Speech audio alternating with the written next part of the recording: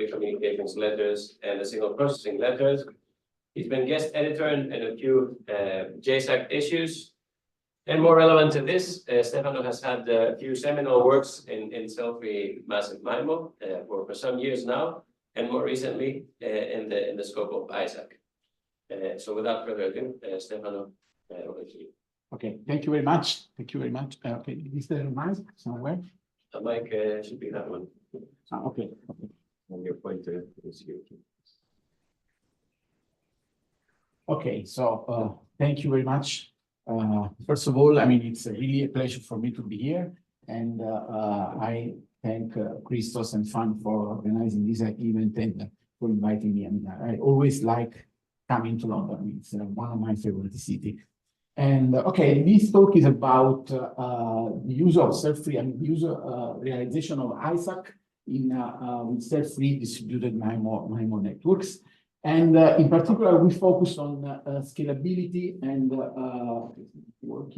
scalability and implementation aspects. Okay, so first, okay, just 20 seconds introduction about my university. I work at University of Cassino, that is a small town between Naples and Rome. The university has about 9,000 students, 5 departments. Is a member of this UT Plus European University of Technology Alliance. And we have a Master of Science in Telecommunications Engineering that is entirely taught in English. And the group where I am is this communication and radar group that has 5 faculties, 2 untenured assistant professor, but one is getting tenure in the next few months, around 5-6 PhD students and 3 postdocs. Here is just a presentation of some simple projects we are involved in. In particular, Restart is a big national project around telecommunications. Then we have 2 doctoral networks that we are coordinating, Meta Wireless on reconfigurable intelligence surfaces, and Islands is a doctoral network on integrated sensing and communications. And then there is Centric. We are part of Centric, that is a Horizon Europe SNS project on artificial intelligence for wireless communications. Okay, my talk today can be summarized in this way. There will be an introduction about self-free massive MIMO, because I mean this audience is more oriented towards ISAC, so I thought that a few slides about the introduction of self-free could be useful. Then there will be the main topic of the presentation, that is scalability and the implementation aspects for self-free massive MIMO, and finally there will be the conclusions. Okay, first question is why do we need this so-called self-free and user-centric network deployments? And I'll try to answer to this question. And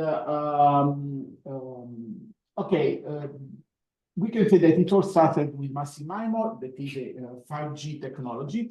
With massive MIMO, we use base stations that are equipped with a very large number of antennas.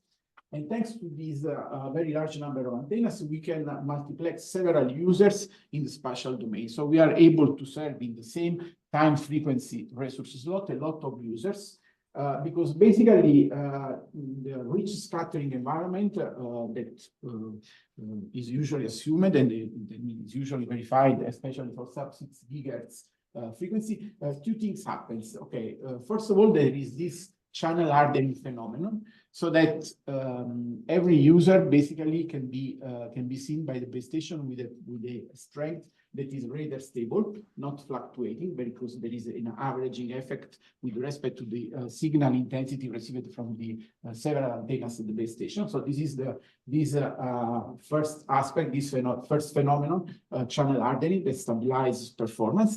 And the other aspect is that if you take 2 users that are sufficiently separated, the randomness of the channel from the base station to the first user and to the second user makes these 2 channels almost orthogonal. Okay, so basically you can get rid, or you can lower a lot the co-channel interference, and this enables you the multiplexing into the same time frequency resource slot of several users. Okay, what are the ingredients of MIMO? First of all, it's very important for this time division duplex, so to separate uplink and downlink in the time domain. Why is that? Because this enables you making a channel estimation only on the uplink, and if you manage to be inside the channel coherence time, which is usually done, you can exploit the fact that the channel on the downlink is exactly the same as the channel on the uplink. So this can be used for pre-coding and for info and for both for reception and for downlink transmission at the base station. So the channel state information happens only at the base station. And then, thanks to the channel hardening phenomenon that I was mentioning before, you can, and thanks to the orthogonality of the users, you end up finding that the linear signal processing is optimal or almost optimal. So you can process the signals linearly. You have, thanks to this linear signal to channel hardening, quite predictable performance. I mean, there are very limited fluctuations, only limited to shadowing, to large-scale fading. And this also simplifies resource allocation because you have a linear dependence of the SNR on the power and rather than involved relation. Okay, now with MIMO, of course, until now I've just mentioned the pros. There are also some cons, some drawbacks, and the drawbacks is that still, besides the fact that we have very good performance and very good, very nice features, what happens is that a user that happens to be located at the cell edge still gets a lot of interference from surrounding base station because since you are just connected to one base station, you can have interference. Okay, you can be blocked. So you have these two effects. So this leads to the consideration that this cellular paradigm can be challenged. And here is where self-free massive MIMO system comes into play. Okay, how do we define self-free massive MIMO? It's a sort of network MIMO or distributed antenna system, things that have been around for some time. But the distinguishing features of self-free massive MIMO is that we can say that, okay, they come at the intersection of three things. First of all, we take advantage of all the math and all the features of massive MIMO. So we use the peculiarities of the physical massive MIMO physical layer. Of course, we focus on a distributed dense deployments of antennas. So we don't have any longer a large base station with a lot of antennas, but we have several access points, low complexity, low cost, moderate size.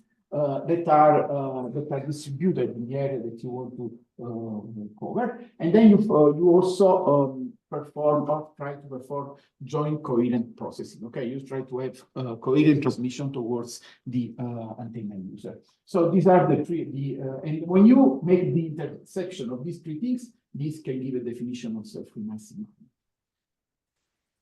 Okay, here is a possible representation of a self-free system. So basically you have these access points. These should be access points that can be very simple. They can have queue for antennas or limited number of antennas. And these are connected to one or more central processing units that take advantage of some operation in the network. So what are the features or what are the key peculiarities of a system like this? Okay, you have a distributed dense deployment that this enables or facilitates ubiquitous connectivity. You have a joint coherent operation, and in particular, this introduces macro diversity because the user is connected to many access points, the cluster of access points. So if one link is blocked, you can still use the other. So this provides you also protection against blockages. And there is this user-centric network. We can say that the user is always at the center of the network. So from where the meaning user-centric comes, because we have a subset of AP that serves each user. And of course, an AP can serve more than one user, as in this case, the one that is in two clusters. Okay. And to summarize, what are the self-free massive MIMO peculiarities? You can have macro diversity. You have generally good channel conditions because in a distributed antenna deployment, in a dense deployment, you have on average a smaller distance between the user and the network terminals because access points should be densely deployed. This, of course, leads to energy efficiency because since there is, in general, a reduced distance between the access points and the users, you need less energy to communicate. So this provides some energy savings both in the downlink and in the uplink. And also, since you have a lot of access points in low network load conditions, so when you have few users that are active, you can even switch off some access points or switch off some antennas on each access points, leading to a considerable reduction of energy. Then there is also a natural support to mobile edge computing services because I mean it's not too expensive to imagine that on these access points you can put also some computing power. So you can have a sort of distributed computing system embedded in the network. And this facilitates a lot services for mobile edge computing. And okay, these days, I mean, there is this metaverse that is one cool terminology where you need a lot of computing power to implement it. This could, I mean, not all the computations can happen on your smartphone. So we can claim that a self-free massive MIMO deployment architecture is metaverse ready. Okay, is an enabler of the metaverse. And of course, again, for the reduced distance between the users and the access points, you have lower latency and higher reliability. And I mean, for this reason. Precisely for this reason, self-free massive MIMO systems are also considered for vehicular applications. Okay, where you for applications like autonomous driving or things like that, because it's they are enabler for providing high reliability. Okay, this is just a figure taken from a paper of some years ago, just that provides you a comparison between these are downlink and uplink rates. The cumulative distributed function provides a comparison between what the performance that you can have in a massive MIMO system, multi-cell massive MIMO system, with self-free systems. As you see, basically you have a big advantage in this area because, of course, this is for the massive MIMO system. As I said, if you have users that are at the cell edge, they still suffer from a lot of interference. So in this area, you have big improvements by introducing self-free massive MIMO. Okay, so you solve the cell edge problem. Okay, at the beginning, when self-free systems were introduced, in the first formulation, okay, it was said, okay, let's make a dense deployment, and let's assume that all the access points serve all the users in the area. Okay, that was the original formulation for self-free massive MIMO. But soon it was realized that this was not really a good option because the system was not scalable. Okay, because if you imagine that all the access points in a given area serve all the users, when the size of the system grows, so when you imagine that you have a dense deployment that is deployed in a large area, first of all, there is no point in having that a user in a given point here is served from an access point that is very far, because there will be basically a very huge path loss from this point to this other point. And then the system becomes non-scalable, because this means that when the network grows, every access point has to serve more and more users. So this is not feasible from a complexity point of view and from a scalability point of view. So at some point, quite soon was introduced this user-centric approach, where you say, okay, maybe the best thing to do is that every user is served not by all the access points in the system, but just by the ones that are around. Okay, so this provides more energy efficiency and more stable performance. And indeed, here you see also these figures. You see the gap okay, these plots are taken from this first paper, the gap between user-centric, that is the dashed line, versus the self-free, that is the continuous line. So you have a performance gain, of course, because with suboptimal processing, the access points can concentrate on their power on users that are closer. So again, you get much better performance.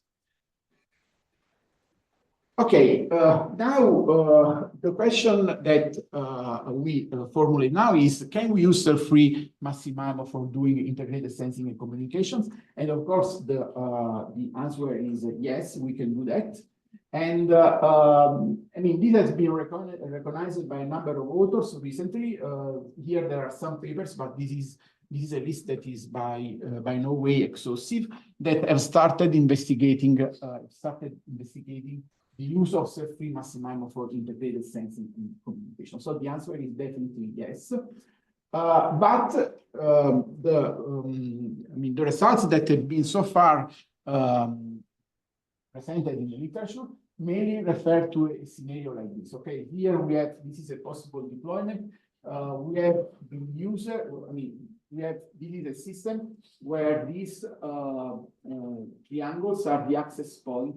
Some of these are used for transmitting, some other are used for reception.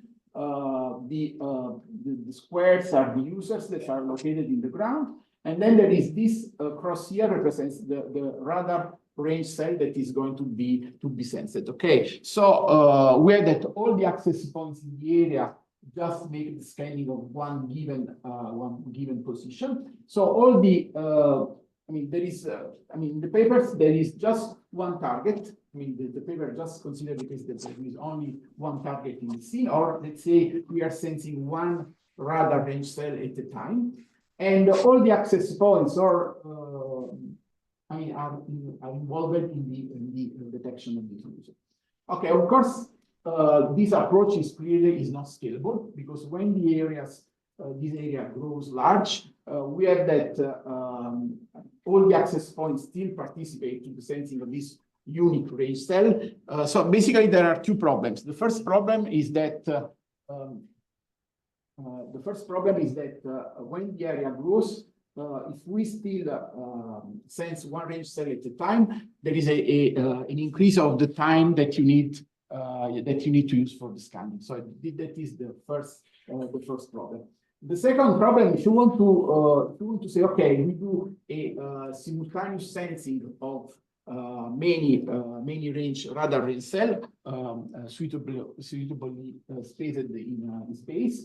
Okay, what happens is that the computational load on every access point starts growing a lot, because every access point is involved in the detection of many range cells. So basically, one common pitfall of most of the design on self-free massive MIMO for ISAC that are available in the literature is that they do not address scalability. So what we want to do is to talk a little bit about this, just to introduce this problem in self-free massive MIMO for ISAC. And we give a definition. Okay, we can say that the self-free massive MIMO for ISAC is scalable if three things happen. Basically, the computational complexity required by channel estimation and transceiver signal processing at each AP. The required rate on the fronthaul. The fronthaul is the link between the access points and the CPU, and the computational complexity that is required at each access point, at each CPU, to perform tasks just like resource allocation tasks like power allocation. Well, these three things, that is computational complexity, rate on the fronthaul, and computational complexity of the AP CPU, must not grow large. They must stay finite when the network size grows large. Okay, so if you have a very large network that the size of the network grows, this means that the extension of the network grows, the number of IP, the number of mobile stations, and the number of targets that you want to track, that you want to detect, this growth, but the complexity must stay finite. Okay, this is the definition of scalability. And okay, how can we realize it? Well, it's quite simple to do this. Okay, this is one. We have first. I mean, the point is that just like for the incentive, every user is served just by a limited number of access points that are around. Here, what you have to do is that every target or every radar itself is sensed just by a limited number of access points, the ones that are in the surrounding. And this is for the case where you have just one target in this area, but still you can go ahead and you can say, okay, I could make some partitions, and I can imagine that I'm going to sense 4 positions simultaneously. So I mean that in my area, I determine 4 sets of access points, and these sets are good and scan different positions of the sky, looking for some targets or for tracking some UAV or flying drones and so on. And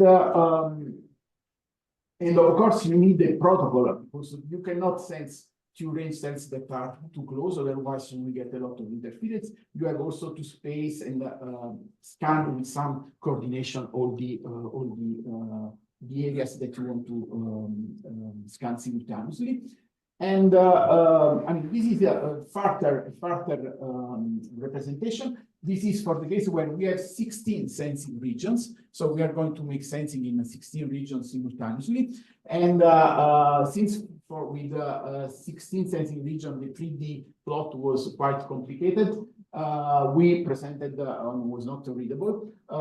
This is just a 2-dimensional view of the system. And here, for instance, in this case, we have this sensing position 13, and this is scanned by these 2 transmit access point, and there are these 2 receive access point, and you can do this simultaneously. Okay, so we want to consider a situation like this and say, okay, can we do this, and how can we do scalable ISAC free massive MIMO? Okay, in order to do this, we consider a system like this, where we divide, I mean, we have several access points that simultaneously communicate with the users that are on the ground. There are some communications users, but there are also some, they want to do also sensing of the environment. So to do so, we divided the access points in 2 parts. Okay, there are a set of transmit access points. They transmit on the downlink data to the UEs, and they simultaneously transmit sensing beams for radar detection, and they receive during the uplink phase. For instance, this is a transmit access point. You see here that this access point is communicating with this user, but it's also sensing, transmitting a beam towards the sky to illuminate this target. And then there are the receive access point that just are, they just listen to the target echo. So they are in charge of the target detection. And this solves the usual problem that we have when you want to do, for instance, ISAC with massive MIMO base stations, where you have to ensure that you have this full duplex capability, or you have to separate the transmitting chain from the receiving chain in order to be able to sense the target echoes. In this case, with a cell-free, you can have a sort of multi-static radar where you separate the transmitting access point from the receive access point.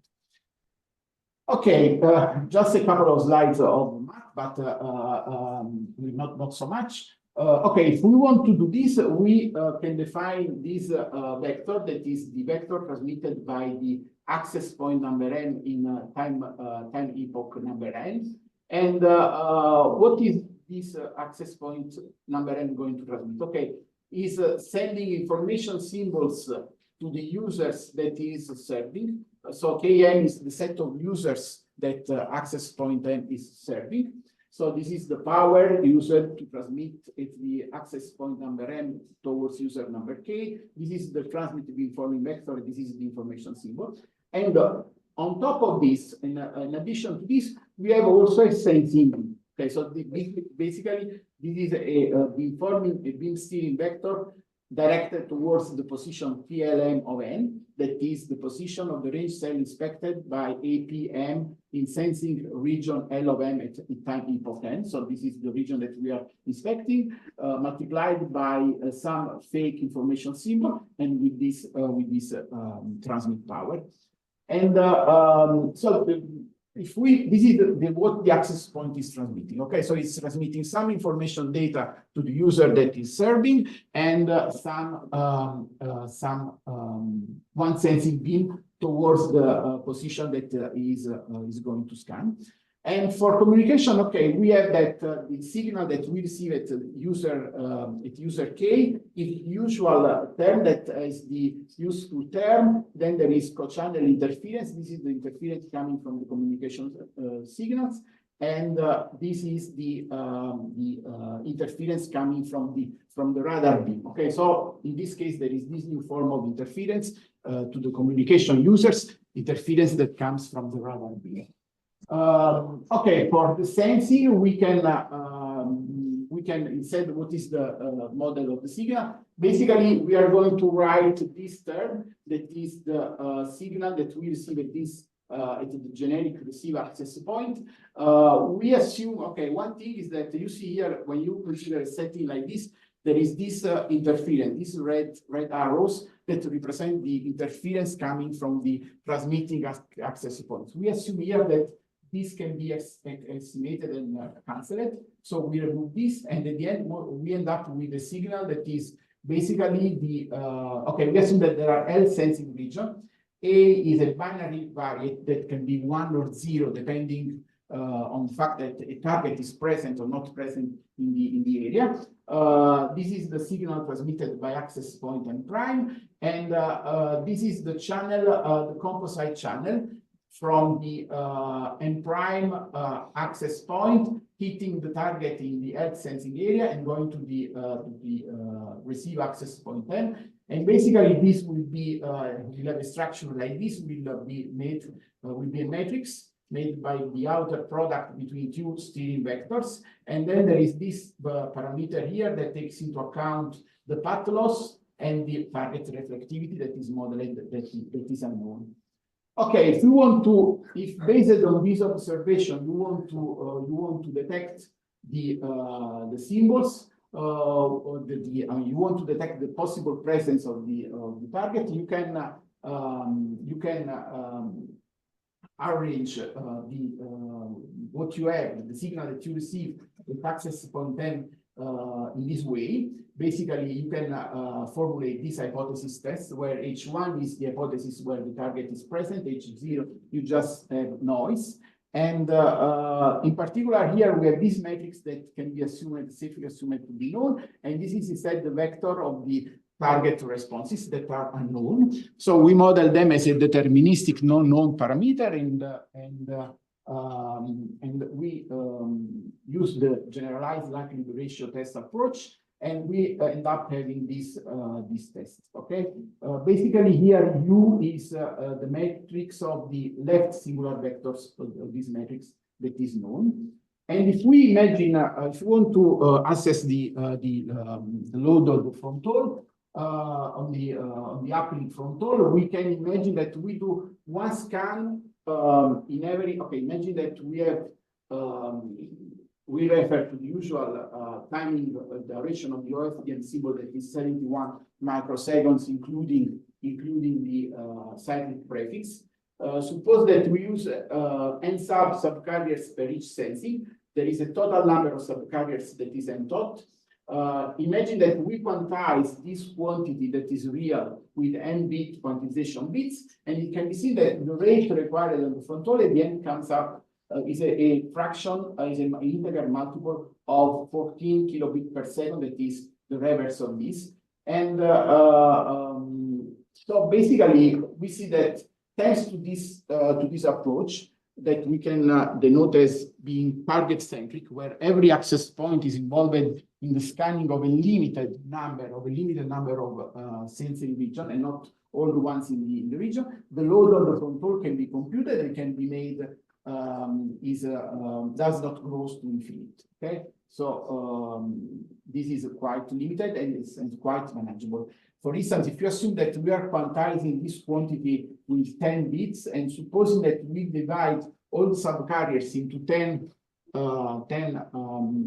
disjoint sets, so that we can sense 10 targets simultaneously using separate frequency bands. These numbers end up being 100.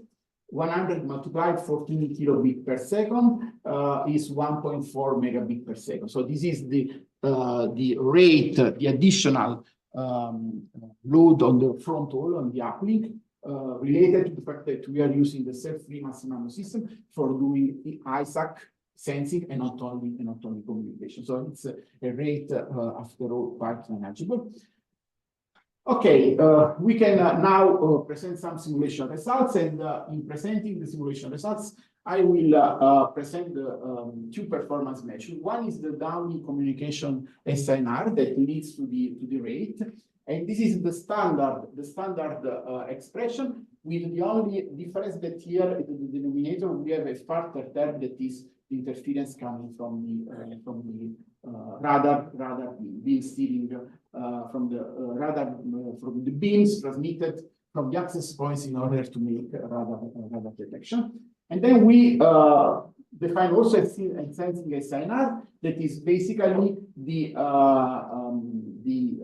consideration, I mean, the ratio between the useful part in the sensing statistic, in the test statistic, divided by all the noise. Okay, there is no interference here, basically because we use all the transmitted signal to make the detection. So also the communication signals are useful signals.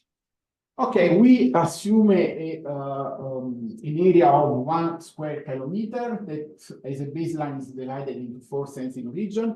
The targets are uniformly deployed inside each region with heights ranging between 22 meters and 300 meters. Users and AP are uniformly located. We have 20 users linked to 5 AP each, and the AP in the area are 60. Okay, these are the other parameters. Transmitted power is equal to 2 watts, and okay, these are the usual assumption. And the target's response is taken to be Gaussian, but correlated with respect to the angle of transmission. Okay, so we take into account angle correlation, from the target reflectivity.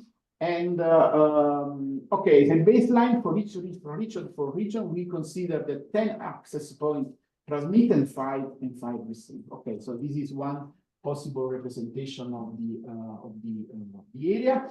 Okay, okay, this is one of the most important, let's say, figures of the. I mean, I have also other figures, but this one basically gives you the. I spend a little bit more time because gives you the an highlight of the advantages granted from the proposed user-centric, target-centric approach. Okay, here we report the data rate, the downlink data rate, and the sensing SNR. So this is for communication. So the first plot is for the communication performance, and the second plot is for the detection performance. For 4 different ways of managing the system. Okay, this one is the user and target centric. Okay, so it's the fully scalable system. Okay, it's the system that is scalable both for communications and both for sensing. As you see, we have the best data rate, and we have the, let's say, the second best sensing performance. Okay, we have the best data rate. Why? Because if we do target centric, not all of the access points are transmitting sensing beams, so there is less interference towards the users. Okay, so we have the best communication performance. We have the second best sensing performance. Why? Because in this case, the best situation is where we do this target centric and self-free. Self-free means that all the access points are transmitting to all the users. So in this case, we have a lot of signals that are transmitted because all the access points are transmitting to all the users. And in this case, we can exploit these signals for the sensing, and this leads to better performance in terms of sensing, but not that much. So then we have also 2 other competing alternatives. The blue is where we do user-centric for the communication users, but not target-centric. And the red is when we do no scalable solution, both for the users and for the target. That is does not provide quite good performance. So basically, we can see that our scalable approach provides the besides being scalable, so really implementable, provides the best performance in terms of data rate. And the second best performance, so it's a suitable compromise, an acceptable compromise in terms of sensing SNR. Okay, I will skip this and okay, this what do we do here? Basically, here we consider the case. I mean, the previous results referred to the case of just channel matched beamforming. Here he said, what do we do in order to protect the communication users from the sensing beams? Because when you transmit, I mean, when the access point transmits sensing beams to make target detection is producing new interference. Here we use a sensing beam that includes some nulls, so some zeros, towards the users, towards some users, okay? So basically, what does this mean? 0F, 0 forcing with KZF equal to 1. This means that, okay, when we transmit the sensing beam, but we place a null towards the most interfered users, okay? The user that has that is receiving the largest amount of energy from this access point. This is for the case where we protect 2 users, 3 users, and 4 users. So of course, we are not to exaggerate, but because everyone that we make a projection, we lose a dimension in the signal space. So we are not to exaggerate, otherwise we will get too much noise enhancement. And we see that actually the performance from the point of view of the communication improves, but and quite considerable, or improves sufficiently. And luckily, we see that the sensing SNR degrades, but the degradation is very limited. Is very limited. So this basically is an effective strategy. Okay. This is remember at the beginning I showed you. This is the last plot. I showed you this trade-off between the how many sensing zones. Okay, we had 1 square kilometer, and in how many sensing zones do we do?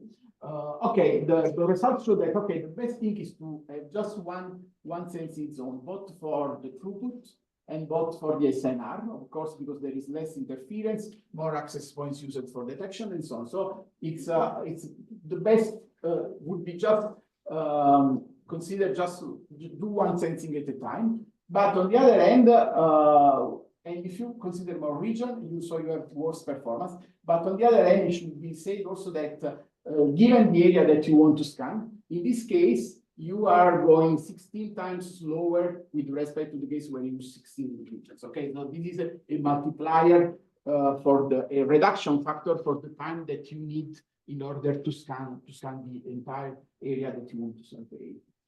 Okay, conclusions. Self-free massive MIMO is an interesting evolution of legacy massive MIMO systems. It was introduced almost a decade ago. It has attracted a lot of attention. Basically, I have to say that this is a sort of golden time for self-free because, I mean, now the attention on it is even greater than at the beginning. And ISAC for self-free is still at the beginning. There are, let's say, tens of papers, not so much about this. So it's still in its infancy. And this was just an introductory talk. By the way, this was taken mostly from this paper that is on archive and will be presented in in a few months at this conference.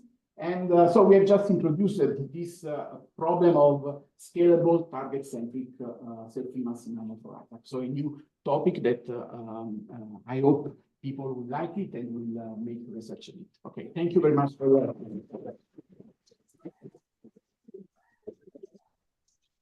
we are slightly out of time, but it's the coffee break, so we can allow maybe 1 or 2 questions if we have. Richard? Thank you so much. Make sure the mic is on because some people are. Can you hear me okay? First of all, thank you so much for the great presentation. I liked it. So that's my first point. Can I ask you a question on slide 27? 27.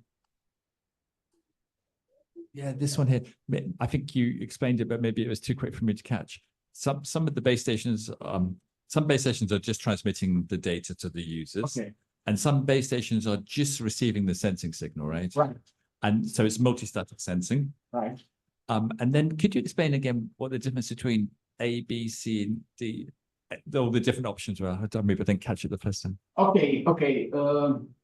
Okay, this is for the TC self-free. Okay, the region should be improved. I agree with you. Okay, this is the proposed approach where both target-centric, user-centric. So both the target and both the user are served just by a limited number of users. Okay, and you do simultaneous scanning in the system. Okay, then this one user-centric self-free means that for communication, it is user-centric. So for communications, each user is served just by a limited number of AP, but you are sensing just one target in your area, and all the access points are participating to the sensing of it. So basically, this means that this user-centric for communication, but not for sensing. This is the reverse, it's target-centric. So the target is sensed by a limited number of access points, and you can sense more targets simultaneously, but self-free for the user. So all the access points are transmitting to all the users. And finally, let's say the worst, or let's say the fully non-scalable solution is where both the users are served by all the access points in the area, and only one, you are sensing just one race cell sensed by all the access points in the area. So it's the full, let's say the fully non-scalable solution that leads you to the largest amount of transmitted power and the largest amount of interference. Okay, got it. Thank you very much. Thank you. I think we can attempt to take a question. I think we have a question online. Let's see if we can take that. Can you let Abed know to unmute himself? Hello, can you hear me? You're going to unmute Abed. So Abed, if you can hear us. Hello, can you hear me? No, we don't hear you. We can barely hear you. Can we somehow fix this? Can you hear me now? Okay, we can barely hear you. Yes. Okay. Hello, everyone. I would like to thank you for your nice organization, and thank you, Stefano, for your wonderful presentation. As you know, channel estimation is one of the bottlenecks in massive MIMO system, and it would be much more complicated in self-free massive MIMO system, and more specifically on the application of ISAC.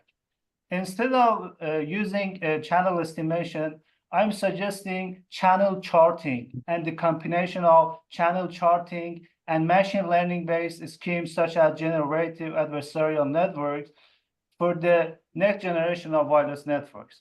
Although we can use the delay Doppler domain and OTFS based system to take the advantage of lower complexity, but there are some better schemes such as channel charting and the combination of channel charting with AI and machine learning scheme.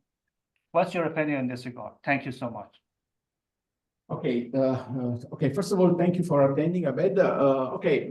I mean, I think that that you make a good point, and of course, channel estimation can be substituted by channel charting, and you can include machine learning in all this, and this is really something that could be done. I mean, we are just at the beginning of this topic about use of self-free massive MIMO for ISAC.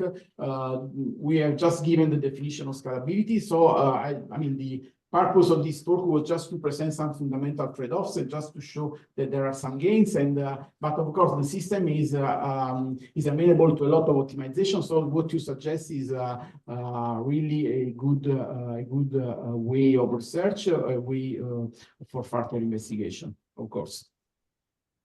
Okay, thank you. And I think we have Thank one. you for asking. Thank you so much. My question is on slide 23.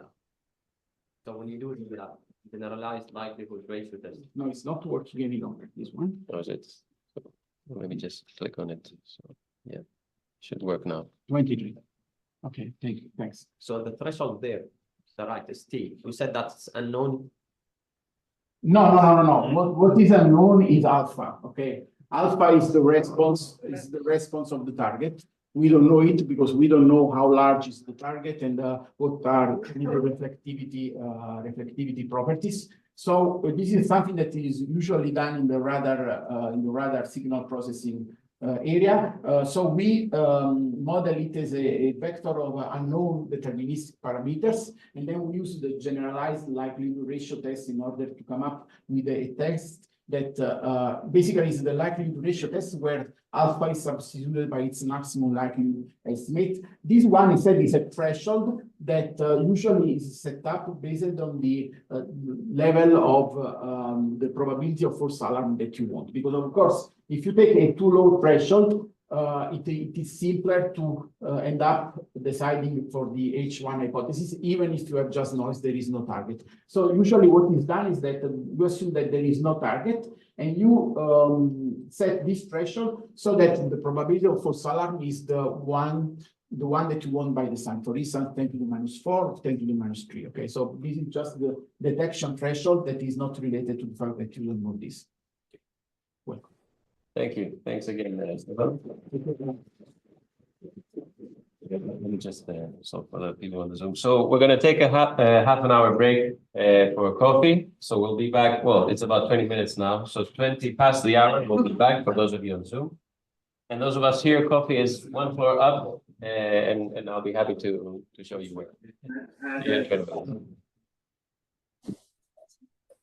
Good evening. Yeah,